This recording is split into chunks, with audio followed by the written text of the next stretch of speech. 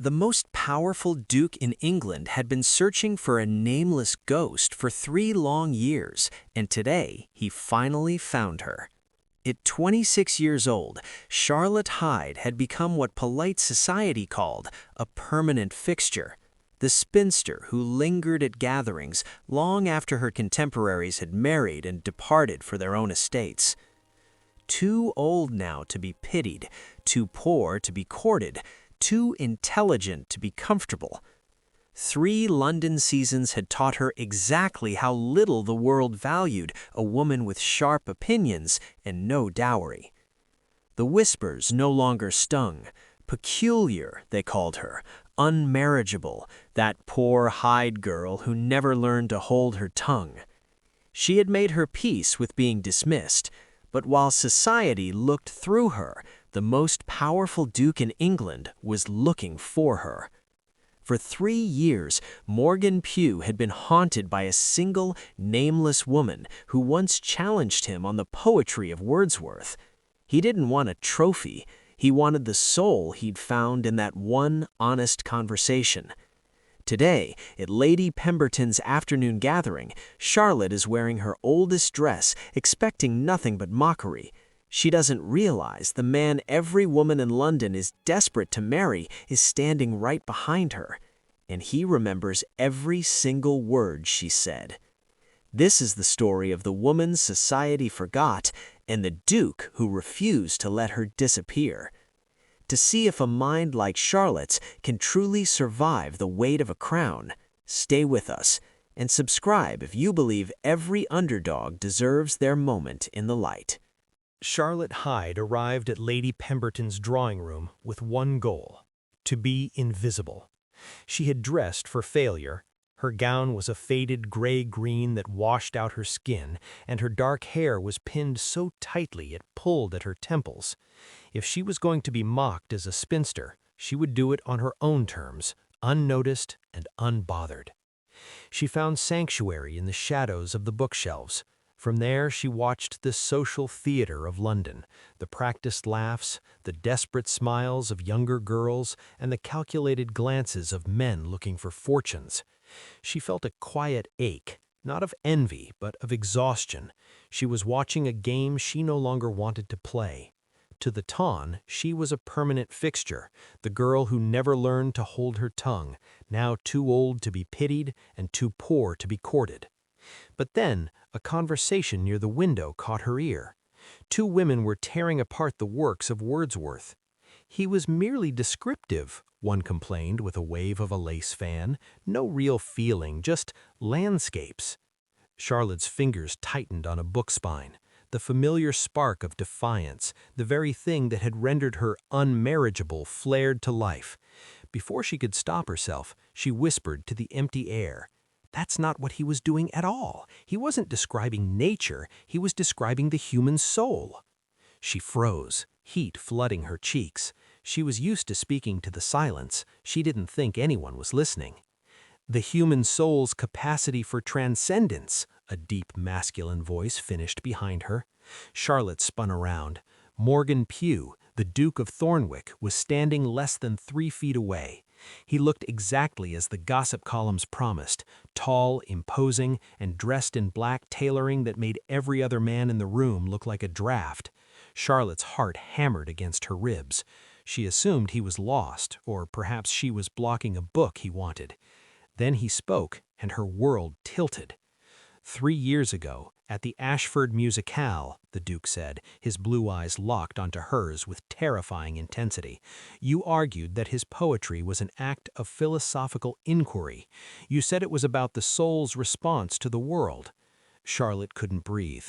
The most powerful man in England remembered a conversation she'd had in a corner 3 years ago? You remember that?" she whispered. The Duke stepped closer, his formal mask finally breaking. "Miss Hyde," he said softly, "I've remembered nothing else." Charlotte excused herself moments later, her voice barely steady, her hands trembling against her skirts.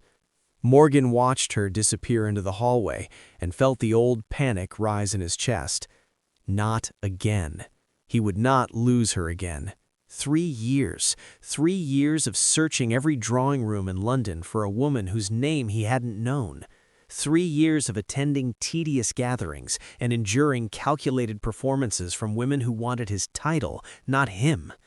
He could still see her as she'd been that night at the Ashford Musicale, younger, less guarded, arguing with Professor Hendricks about Wordsworth's moral compromise with an intensity that had stopped Morgan mid-conversation with some baron's simpering daughter.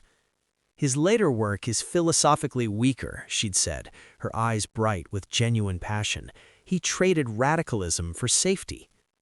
Morgan had abandoned his own conversation and simply listened. For 20 minutes, he'd stood forgotten at the edge of their debate, and it had been the most peace he'd felt in months. When he'd finally joined in, she'd turned that sharp intelligence on him.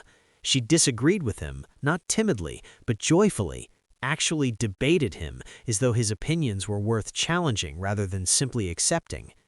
Then Professor Hendricks had called him "Your Grace," and she'd gone pale. Morgan had braced himself for the inevitable transformation, the apologies, the backtracking, the sudden deference. But instead, she'd lifted her chin and met his eyes directly. "I apologize for nothing, Your Grace," she'd said, her voice quiet but absolute. "Wordsworth's Ode to Duty is philosophically weaker than Tintern Abbey, and I'll defend that position to anyone." He'd been half in love with her in that moment. Then someone had called her away. "Charlotte, your cousin is looking for you," and she'd vanished into the crowd. By the time Morgan thought to ask her name, Professor Hendricks couldn't remember which young lady he meant.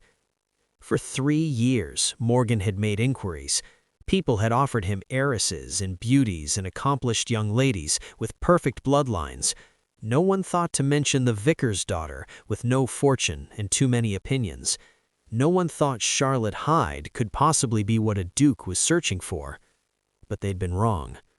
Morgan turned toward the hallway where Charlotte had disappeared. She thought this was over, a brief, embarrassing encounter she'd spend the evening trying to forget. She had no idea that he'd spent 3 years unable to forget her. He would find her again, today, now.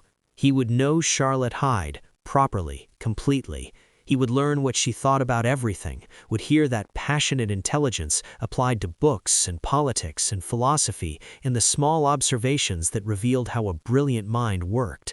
And this time, when someone tried to call her away, when society tried to dismiss her as unmarriageable or unsuitable or invisible, Morgan would make sure everyone understood exactly what she was worth. This time, he would not let her disappear. Not for anything in the world. Charlotte spent 3 days convincing herself it had meant nothing. The Duke had been polite, momentarily curious. By now, he'd returned to his actual life, the one filled with heiresses and people who actually mattered. Then she saw him at Hatchard's bookshop. She'd been examining Kant when she felt someone beside her. Morgan Pugh stood there holding Coleridge, watching her with that same intensity. "Miss Hyde, I was hoping to get your opinion." Coincidence. It had to be. But then he appeared at her British Museum lecture. Then a note arrived asking her thoughts on Hume. Each encounter felt accidental. Each one felt deliberate. Charlotte's defenses cracked. She prepared arguments, selected books for him, caught herself smiling at nothing. Dangerous. Foolish. Then her cousin noticed. At the next gathering, Mrs. Blackwood's fingers dug into Charlotte's arm like claws. Her voice was a hiss, low and venomous. "This is your last chance. Stop being clever. Stop arguing. Smile. Agree. Be pleasant." Her grip tightened.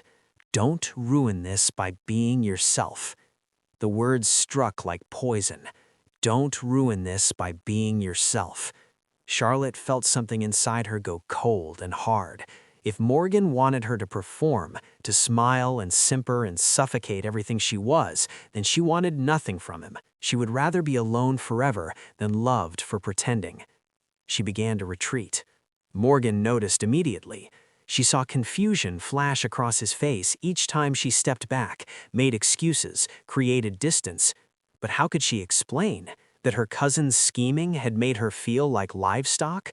That she'd rather disappear than be bartered? The confrontation came in Lady Ashford's garden. Charlotte had escaped to the rose arbor when she heard footsteps behind her. "Miss Hyde," Morgan's voice was quiet, careful. "Why do you retreat when I approach? Have I offended you?" She could lie. She'd built a career out of polite deflection, but Charlotte had never been good at lying. "I retreat because I cannot afford to misunderstand your intentions, Your Grace." Her voice steadied as she spoke. "Women like me do not recover from such mistakes. We cannot afford hope that leads nowhere. We cannot survive being wrong about someone like you." Morgan went absolutely still. Not hurt, understanding, and beneath it, something fiercer. Charlotte. He'd never used her given name. The sound made her breath stop. "What would it take," he asked softly, stepping closer, "to prove my intentions are not temporary?" Charlotte had no answer. She'd spent years building walls so high she'd forgotten how to recognize real feeling when it stood in front of her, asking permission to stay. "I don't know," she whispered.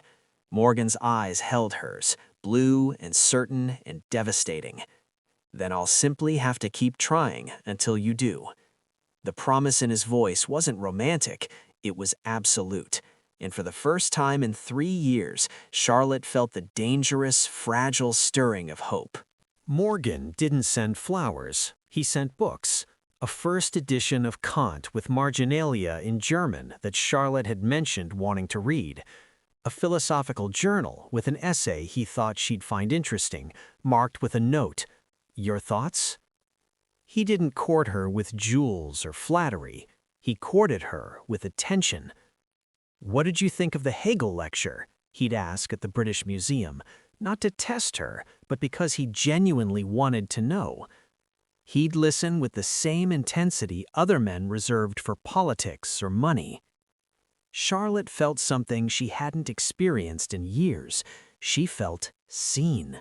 Not assessed for marriageability, but valued for her mind. It was intoxicating, terrifying. They began meeting regularly, the museum on Wednesdays, lectures on Thursdays, long walks where conversation flowed so freely that hours vanished. Morgan was scrupulous about propriety, ensuring Mrs. Blackwood always chaperoned, protecting Charlotte's reputation, even as he claimed more of her time. Within those careful boundaries, they built something real. Then society noticed. The whispers started small and grew vicious. "The Duke and that Hyde girl? She has nothing. She is nothing." Charlotte heard every word, felt each one between her ribs. At a gallery opening, she overheard Lady Pemberton's stage whisper, "His mother will put a stop to it, of course. The Dowager would never allow such a match." Charlotte's stomach dropped. She'd been so caught up in Morgan's attention that she'd forgotten the most important truth. Duchesses came from powerful families, not from vicarages. They brought political alliances and generous dowries, not opinions on Wordsworth. That evening, a note arrived at Mrs. Blackwood's home, heavy cream paper, sealed with the Thornwick crest. Charlotte's hands shook as she opened it. "Miss Hyde, I require a meeting to discuss my son's friendship with you. Tomorrow, 2 o'clock, Thornwick House." The Dowager Duchess of Thornwick. Charlotte stared at the words until they blurred. This was it. The end she'd known was coming. But first, there was the opera. Morgan had invited her days ago, before his mother's summons. Charlotte considered sending her regrets, but something stubborn in her refused. One last evening, one last conversation before the Dowager made her position clear. She wore her best gown, deep blue, modest but beautiful. Morgan's expression when he saw her made her breath catch. They sat in his box with Mrs. Blackwood positioned nearby. The performance was Mozart, and Charlotte tried to lose herself in the music, tried not to think about tomorrow's meeting. During the second act, as the soprano's voice climbed toward a devastating note, Charlotte became aware of Morgan's hand on the armrest between them. Her own hand lay inches away. The space between them felt electric. The note in her reticule felt like a cold weight, a reminder that her time in this golden world was borrowed. She knew she should pull away, knew that every second of closeness would only make the coming silence harder to bear. But as the music reached its crescendo, her heart staged its own rebellion. Their fingers touched. Neither moved away. The contact was innocent, barely anything, but Charlotte felt it everywhere. The warmth of his skin, the solid reality of him beside her, the way his smallest finger curved slightly as though to hold hers without crossing propriety's invisible line. And in that moment, with Mozart filling the opera house and Morgan's hand warm against hers, and the Dowager's summons waiting in tomorrow's harsh daylight, Charlotte understood with devastating clarity. She was in love with him, had been since that first debate 3 years ago, had been falling deeper with every book, every question, every moment he chose her mind over easier options. She was in love with Morgan Pugh, Duke of Thornwick, and tomorrow his mother would make certain Charlotte understood exactly how impossible that was. Charlotte sat very still, memorizing the feeling of his hand against hers, storing this moment away for the lonely years ahead. Because she knew how this story ended, and it wasn't with her. Everything Charlotte was not. Grand, imposing, built to intimidate. The butler led her through hallways lined with portraits of Morgan's ancestors, centuries of power and privilege staring down at the vicar's daughter who dared aspire above her station. The Dowager Duchess received her in a drawing room that cost more than Charlotte would earn in 10 lifetimes. "Miss Hyde, please sit." The Dowager was elegant, controlled, every inch a woman born to command. She did not rage, did not threaten. She simply poured tea with perfect grace and began dismantling Charlotte's hope with surgical precision. "I understand my son has been spending considerable time in your company." "Yes, Your Grace." "He is fond of you." Charlotte's throat tightened. "I believe so." "Then you must understand why I've asked you here." The Dowager's tone remained pleasant, reasonable. "My son will one day control 6 estates, manage thousands of tenants, navigate complex political alliances. His wife must be capable of these responsibilities. She must host gatherings for parliament members, present at court, manage household staff numbering in the hundreds." Each word landed like a stone. "You have been raised in a country vicarage, Miss Hyde. You have no training in estate management, no experience with political society, no understanding of the duties required. Through no fault of your own, you are unprepared for this life." "I know," Charlotte whispered. "My son believes affection is enough. He is wrong." The Dowager leaned forward slightly. "You would be miserable, lost in a world you don't understand, criticized at every turn, always inadequate. And Morgan, he would watch you struggle and blame himself for placing you in an impossible position." The logic was irrefutable. The kindness in it made it worse. "The most loving thing you could do, Miss Hyde, is step aside now." This is where society tells her she's not enough. If you disagree, subscribe. Leaving now means agreeing with them, before genuine scandal develops, before you both are hurt beyond repair. Charlotte left Thornwick House with her spine straight and her vision blurred. She began to withdraw. When Morgan called, she pleaded headaches. She avoided the museum, the lectures, any place she might encounter him. His books sat on her table, unread. His notes remained unanswered. She told herself she was being realistic, practical, selfless. Morgan noticed within 3 days. He appeared at Mrs. Blackwood's door, demanding to see her. Charlotte tried to smile, to deflect. "I've simply been busy, Your Grace." "Don't," his voice was sharp, "don't lie to me, Charlotte. Not you. Not the woman who once told me she'd apologize for nothing." The reference to that long-ago conversation, the moment that had started everything, nearly broke her. "Your mother visited me," she said finally, the words spilling free. "She explained what a duchess's life requires.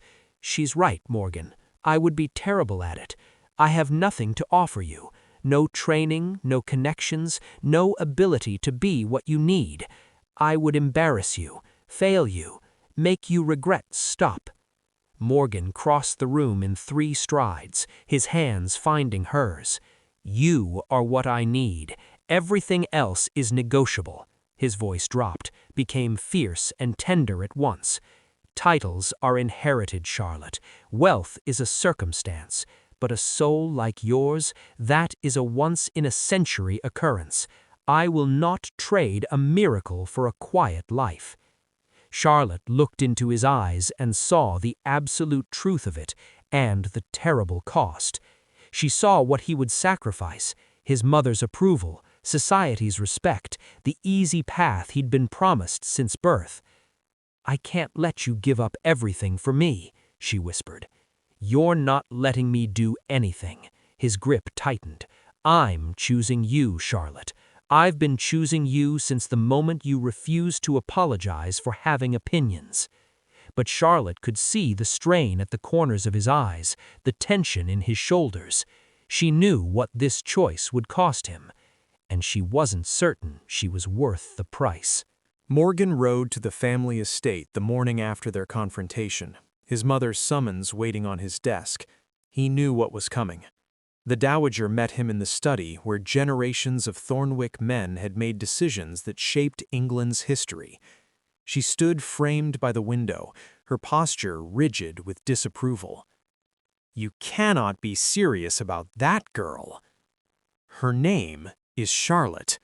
Morgan's voice was calm, absolute. "And I am entirely serious. She is unprepared, unsuitable.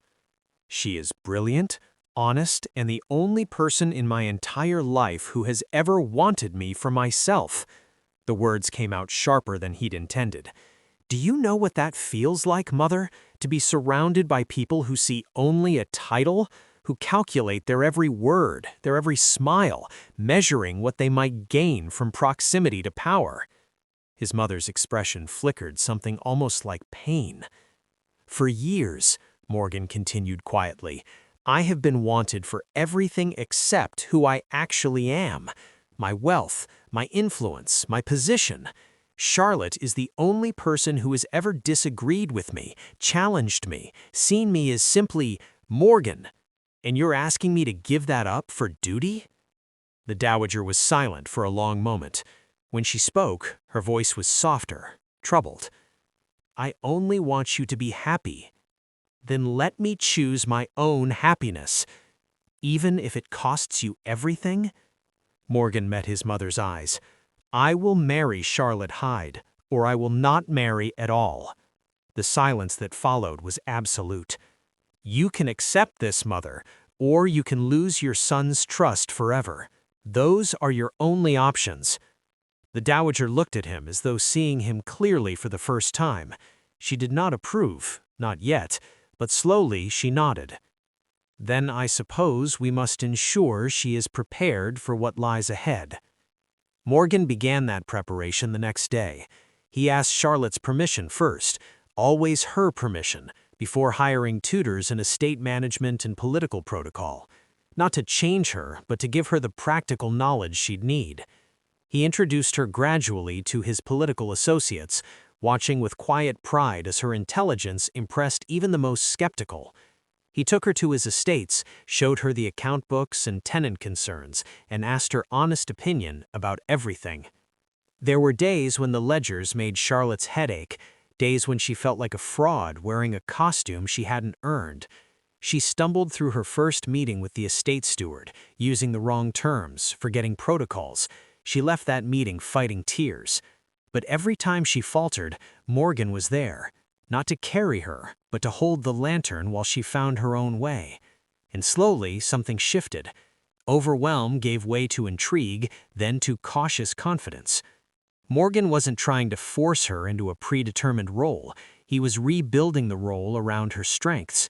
When she confessed anxiety about hosting grand balls, he suggested intellectual salons instead, evenings of poetry and philosophy where her mind could shine. When she struggled with traditional expectations, he asked which ones actually mattered and which were merely custom that could be changed. "What if I fail?" she asked one afternoon as they reviewed estate ledgers together. Morgan looked up from the papers spread between them, ink staining his fingers from explaining tenant agreements, his cravat slightly loosened. He looked nothing like a pristine duke and everything like a partner willing to do the real work. "Charlotte," he reached across the desk, his hand covering hers. "I'm not asking you to be perfect. I'm asking you to be yourself, brilliant, honest, uncompromising, and let me help you with the rest." The words settled into Charlotte's chest like a key turning in a lock. For the first time since the Dowager's intervention, she felt something dangerous bloom inside her. Hope. Real, terrifying, impossible to ignore hope. Perhaps she could do this, not by becoming someone else, but by being fully herself, with Morgan's partnership and support. This wasn't about whether she could become worthy of being a duchess. It was about whether she could trust that Morgan meant what he said, that she already was. The gossip columns struck first. A certain duke has been seen keeping company with a certain impoverished spinster of no consequence. One wonders what arts of persuasion Miss H has employed to capture such elevated attention. Charlotte read the words of her breakfast and felt her stomach turned ice. By afternoon, the whispers had become a roar. At Lady Pemberton's garden party, conversations stopped when Charlotte entered. Someone laughed high and cruel as she passed. "Poor thing," she heard Miss Hartley say. "She must know it can't possibly last. The Duke will come to his senses eventually."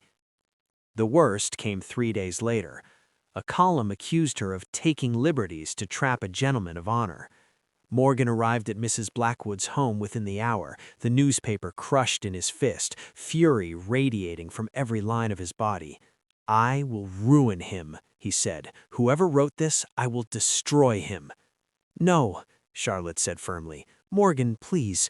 Perhaps if we simply stop seeing each other for a while, let the talk die down."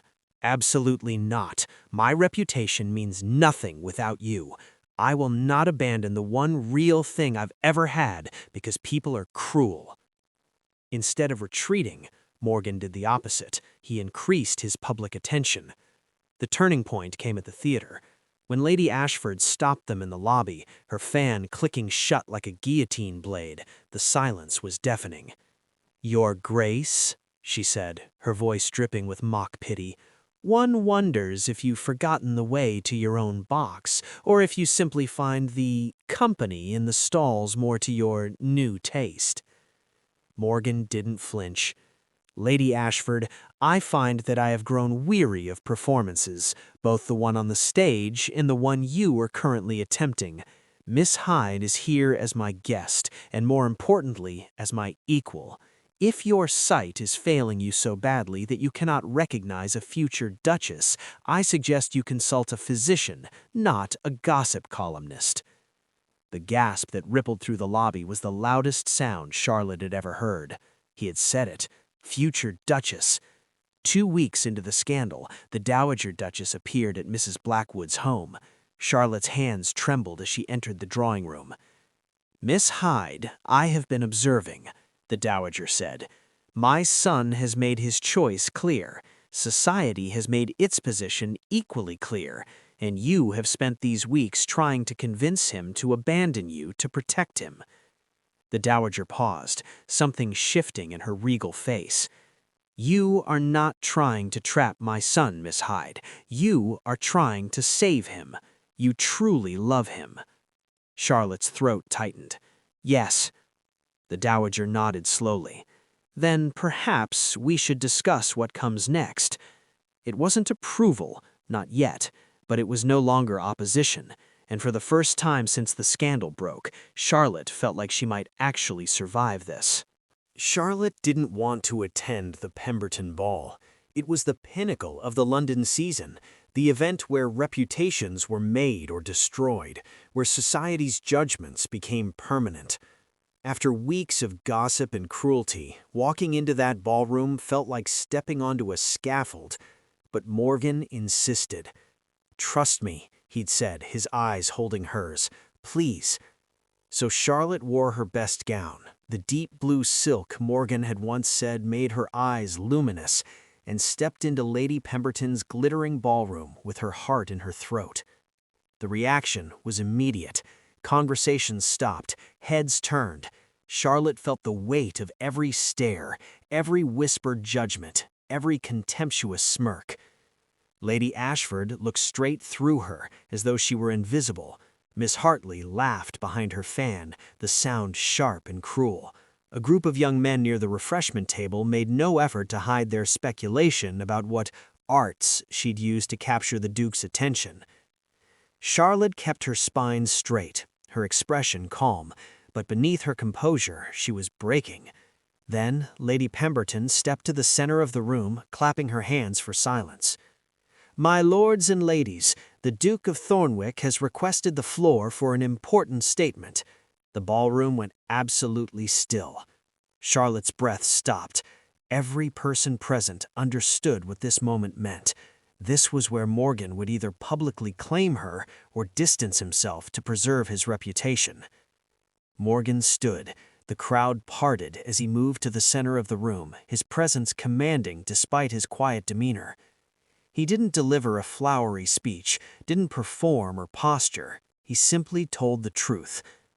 3 years ago, he began, his voice carrying clearly through the silent room, I met a woman at the Ashford Musicale who changed everything I thought I understood about connection. She spoke about Wordsworth with such passion and intelligence that I stood listening for 20 minutes, completely forgotten. When I finally joined the conversation, she disagreed with me, not to be contrary, but because she genuinely believed I was wrong. A few uncertain laughs rippled through the crowd. For the first time in my life, someone saw me as simply a man with opinions worth challenging, not a title to be flattered. Morgan's gaze found Charlotte's across the room. I searched for her for 3 years. At every gathering, every ball, every tedious social event, I looked for the woman who had spoken to me honestly. The ballroom was utterly silent now. I found her again at Lady Pemberton's gathering 2 months ago. Charlotte Hyde, a woman with no fortune, no powerful connections, no ambition toward my title, a woman who has spent these weeks trying to convince me to abandon her to protect my reputation. His voice gentled. A woman who has never wanted anything from me except honest conversation, and that her complete lack of need for what I represent is exactly what makes her irreplaceable. Morgan stepped forward, closing the distance between them. Charlotte couldn't breathe, couldn't move, couldn't do anything but stare at him as he dropped to one knee before her, in front of all of London's society. "Charlotte Hyde," he said quietly, his eyes never leaving hers, "will you consent to be my wife?" The world narrowed to just his face, his voice, the question hanging between them. She could refuse, preserve what remained of her dignity, retreat into safety. Or she could say yes and risk everything on the terrifying hope that love might actually be enough. Charlotte stood frozen for 1 heartbeat, 2. Then she found her voice, quiet but absolutely steady. Yes. The ballroom erupted. Gasps of approval, cries of outrage, shacked exclamations colliding in a wave of noise. But Charlotte heard none of it. She was looking only at Morgan, at the expression of profound relief and joy on his face as he stood and took her hands. And for the first time in her entire life, Charlotte Hyde felt like she was exactly where she belonged. 6 months after the Pemberton Ball, Charlotte stood in the drawing room of Thornwick's London residence, watching poets and philosophers debate the nature of artistic truth while a radical reformer argued economics with a member of Parliament. This was not the life the Dowager had envisioned for a duchess. Charlotte found she didn't particularly care. Marriage had been complicated. Charlotte still hated formal court presentations, still felt awkward at grand political dinners where conversation was performance rather than substance. The first time she'd been required to receive 200 guests at a ducal ball, she'd spent the entire evening fighting the urge to hide in the library. But she'd also discovered things she was unexpectedly good at. Morgan's London house had become known for its intellectual salons, evenings where ideas mattered more than titles, where women were encouraged to speak, where genuine discourse replaced polite nothings. Charlotte had turned the Duchess of Thornwick's position into a platform for education reform, quietly funding scholarships for girls who would otherwise have no access to learning. And Morgan's political associates had learned that the new Duchess had opinions on policy, sharp, well-reasoned opinions that Morgan actively sought and valued. Some of society had come around, many hadn't. Lady Ashford still cut her at gatherings. The gossip columns still made occasional snide remarks about the blue-stocking Duchess. Charlotte found she cared less than she'd imagined. She was too busy living a life that actually meant something. The evening was quiet now, the last of their salon guests having departed an hour ago. Charlotte had retreated to the library, her favorite room in the house, and settled into the worn armchair by the fire with a volume of German philosophy. Morgan joined her 20 minutes later, carrying his own book and a glass of port.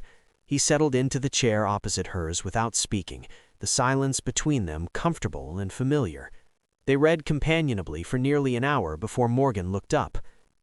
Interesting. Schopenhauer argues that aesthetic contemplation offers temporary escape from the will's tyranny. Schopenhauer underestimates the will's presence even in aesthetic experience. You can't separate the observer from what drives them to observe in the first place. But isn't that precisely his point? That in true aesthetic experience, the subject-object distinction dissolves. The distinction doesn't dissolve, it shifts. You're still engaging with will, just redirecting it. Morgan sat forward, his book forgotten. That's a fundamental misreading of his framework. No, it's a correction of his philosophical blind spot. They argued for 10 minutes, their voices animated, both of them gesturing with the unconscious passion of people who loved ideas more than being right. Mid-sentence, Charlotte stopped. Morgan noticed immediately. What? She looked at him, hair slightly disheveled from running his hands through it, cravat loosened, eyes bright with the joy of intellectual combat.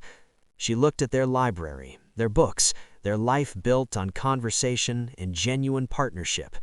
This was happiness, not the passionate drama of novels where the fairy tale perfection society promised, but this, being known completely, being valued for exactly who she was, being able to disagree and debate and think alongside someone who saw her intelligence as a gift rather than a flaw, having someone who chose her anyway, every day, on purpose. "What are you thinking?" Morgan asked, his expression softening. Charlotte smiled the real smile she'd learned to trust again, the one that reached her eyes. That I was right to say yes. Morgan crossed the space between them and kissed her forehead, then her lips, gentle and sure. "So was I," he murmured against her hair. Outside, London continued its glittering social dance. Inside, in a library filled with books and firelight and the quiet contentment of two people who had found their resting place, Charlotte and Morgan had already won everything that mattered. Not approval, not acceptance, but something infinitely more valuable, each other. They found a world where being yourself was finally enough. But I want to hear from you. What was the moment you knew Morgan was the one for her? Was it the books, the miracle speech, or the ink on his fingers? Let me know in the comments below and subscribe to join us for our next story. Thank you for watching.